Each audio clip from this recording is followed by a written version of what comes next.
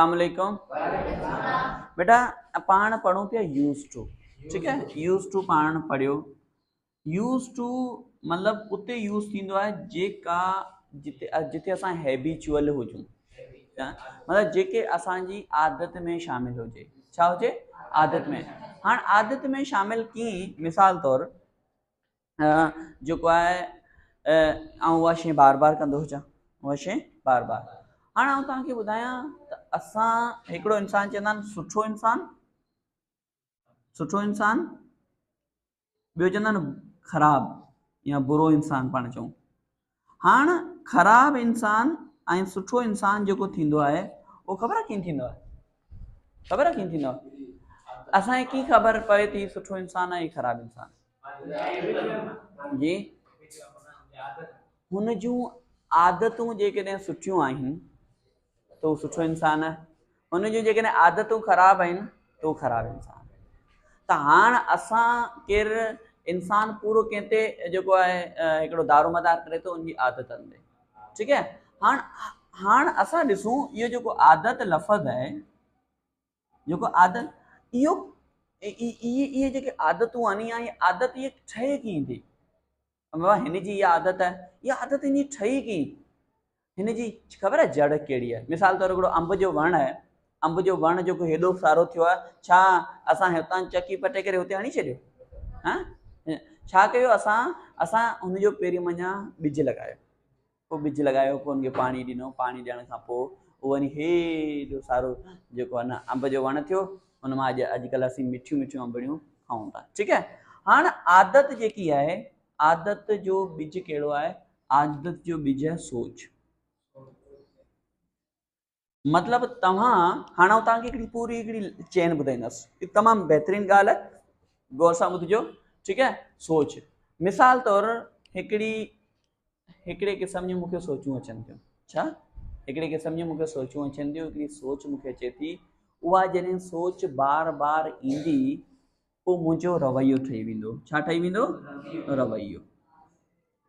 रवैयो जेको आहे, उहो रवैयो जेको आहे, मतिलबु हिकिड़े चकर उहो रवैयो मूं रखियो, ॿिए चकर रखियो, टे चकर, उहो रवैयो बार बार आउं प्रैक्टिस कंदुसि, बार बार प्रैक्टिस कंदुसि, उहा मुंहिंजी आदत ठही वेंदी। उहा मुंहिंजी छा ठही वेंदी? आदत। ऐं जेके असांजूं आदतूं आहिनि, उहे आदतूं जेके आहिनि उहे मिली करे असांजो किरदारु ठाहिनि थियूं। छा ठाहिनि थियूं? किरदारु। ऐं जेकॾहिं किरदारु असांजो सुठो आहे त सुठो इंसानु, किरदारु असांजो ख़राबु आहे त ख़राबु इंसानु। हाणे पोइ साईं सोच असीं कीअं चेंज कयूं? साईं सोच असां जेको न, सोच ख़बर आहे छा आहे? सोच अव्हांजे माहौल मां मिलंदी आहे। माहौल, अव्हां कहिड़े माहौल में रहो था? सुठे माहौल में रहो था त तव्हांजी सोच छा थींदी? सुठी थी वेंदी। ख़राबु माहौल में रहो था त तव्हांजी हाणे पोइ साईं पोइ माहौल खे त असां चेंज नथा करे सघूं। अव्हां जेके माहौल में रहंदड़ माण्हू आहिनि न, उन्हनि खे तब्दील करे वेठो। मिसाल तौर तव्हांजा दोस्त, जेकॾहिं तव्हांजा दोस्त सुठा हूंदा न, पोइ तव्हांखे जेको न सुठो माहौल मिलंदो। सुठो माहौल मिलंदो त तव्हांजी सोच बि सुठी थींदी। ठीकु आहे, त पुटु पहिरियों जी कंप्यूटर आहे न, कंप्यूटर, लैपटॉप, मोबाइल, पाण जेको उनमें टाइप कंदा आहियूं, उहा शइ पाण खे उहो ॾींदो आहे। मिसाल तौर तव्हां वञो था मोबाइल ते, लिखो था यूट्यूब ते हाउ टू मतिलबु यूज़ ऑफ यूज़ टू, त तव्हांखे उहो ई वीडियो ॾेखारींदा न। त असांजो दिमाग़ बि ईअं कंप्यूटर वांगुरु आहे। असां जेको हुनखे इनपुट ॾींदासीं न, ठीकु आहे, जेको हुन ते लिखंदासीं उन जी असांखे रिज़ल्ट ॾींदो, आउटपुट ॾींदो। त हाणे असांजी मिसाल तौर दोस्तनि सां सुठा दोस्त हूंदा, सुठियूं ॻाल्हियूं कंदा न। ठीकु आहे, मिसाल तौर तव्हांजा दोस्त आहिनि, उहे क्रिकेट जे बारे में ज़्यादा ॻाल्हाइनि था, त तव्हांखे क्रिकेट जो शौक़ु जाॻिबो न, तव्हांखे क्रिकेट जे हवाले सां नॉलेज ईंदी न। तव्हांजूं जेको सोचूं हूंदियूं, पोइ तव्हां चवंदा अॼु केरु खटियो, अॼु केरु हारायो, छा। त तंहिंजे करे जेके दोस्तनि जे अंदरि जेके ॻाल्हियूं ॿियूं थियनि थियूं न, उहे ई असांजे आसे पासे वञी उहा सोच ठहे थी। छा ठहे थी? सोच। त दोस्त सुठा रखो। छा रखो? दोस्त। ॿियो असां ॿियो कीअं था करियूं? ॿियो किताबु पढ़ो। किताबनि में एतिरियूं भलियूं ॻाल्हियूं आहिनि।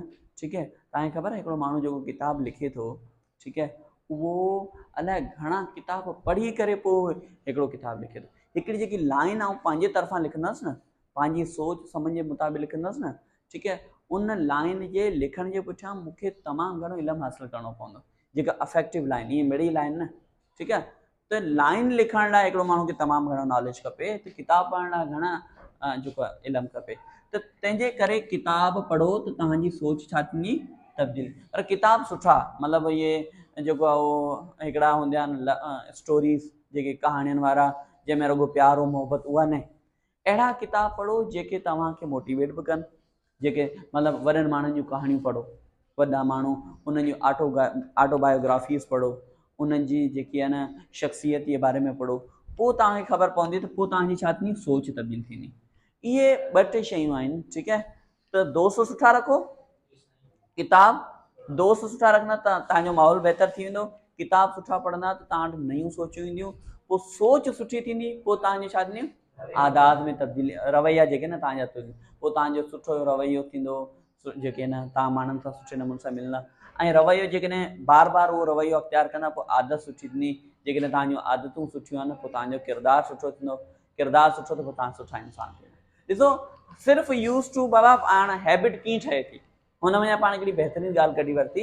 यूज़ टू जो मतिलबु आहे त असांजो हाणे अव्हांखे पंहिंजी सोच ते अमल करिणो आहे, सोच ते कमु करिणो, सोच लाइ सुठा जेके तव्हांजा ॾिसो न अहिड़ा दोस्त आहिनि जेके बेकार ॻाल्हियूं कनि था, ख़राबु ॻाल्हियूं कनि था, तव्हांखे डीमोटिवेट, पढ़ाई पाण खां थोरी थींदी, पाण ग़रीब माण्हू इहो थोरी पढ़ी सघंदासीं, पंहिंजो इहो कमु इहो बने वारो उन दोस्त सां मिलो ई न, जेको तव्हांखे मोटिवेट करे थो, तव्हांखे सुठियूं ॻाल्हियूं ॿुधाए थो। उन ऐं क्लास में बि ॾिसो कहिड़ा सुठा छोकिरा, कहिड़ा सुठा आहिनि जेके सर वारनि जे वेझो आहिनि, उन्हनि सां वेझे थियो, उन्हनि सां वेझो। मिसाल तौरु ॾिसो, असद वारा ॿिया इहे असांखे वेझा आहिनि, ठीकु आहे। छा असद वारा जेको आहे उहो कंहिं सुठी फैमिली, सफ़ा हाई फाई फैमिली सां न, इहे अवां वांगुरु ग़रीब आहिनि। हाणे ॾिसो, इन्हनि में का शइ सुठी आहे तॾहिं त असां हुननि जे वेझो थियूं था न, या तॾहिं हू असांजे वेझो थियनि था न। त ॾिसो, उन्हनि में जेकी सुठाई आहे, अमीं बि उन्हनि सां गॾु बि अवां में सुठाई अची वेंदी, ऐं अवां जूं आदतूं सुठियूं थींदियूं। आयो सम्झ में बेटा? इन ते केरु केरु अमल कंदो? ऐं यासिर ते ॾाढा कजो, केरु केरु इन ते अमल कंदो? कंदा इंशाअल्लाह, चओ इंशाअल्लाह। थैंक यू बेटा, अल्लाह हाफ़िज़।